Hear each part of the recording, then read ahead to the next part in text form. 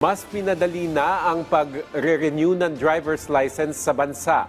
Ito'y sa paglulunsad ng online driver's license renewal system ng Department of Transportation gamit ang eGov PH app. Ang detalye sa report ni Bernard Ferrer.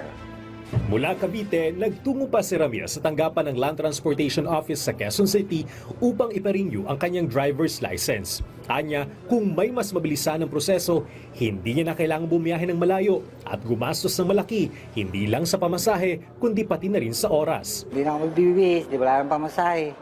200 back and forth. So laking tipid kung nakapag-online. Opo. Next time po, pagka baka paturo na lang ako magpa-online. Magandang balita dahil inilunsad ng LTO ang pinabilis sa sistema ng pagre-renew ng driver's license sa ilalim ng administrasyon ni Pangulong Ferdinand R. Marcos Jr. Ayon sa Malacanang, maaari nang makapag-renew ng lisensya sa loob lamang ng 15 minuto sa pamamagitan ng eGov PH Super App. Hindi na rin kailangan pumila sa mga tanggapan ng LTO dahil maaari nang gawing online ang buong proseso.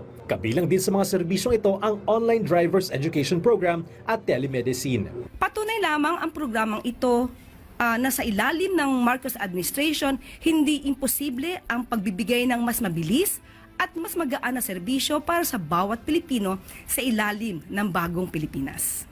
Maaari ring ipa-deliver ang lisensya sa loob ng 3 araw o kunin ito agad kung personal na magtutungo. Tiniyak ng Department of Transportation na protektado ang personal na impormasyon ng mga motorista sa pamamagitan ng AI feature para sa karagdagang online security. Walang dagdag na bayad sa paggamit ng eGov PH app para sa nasabing serbisyo. Dinirekta ko ang LTO na sabihan lahat ng mga provider na wala dapat dagdag na bayad.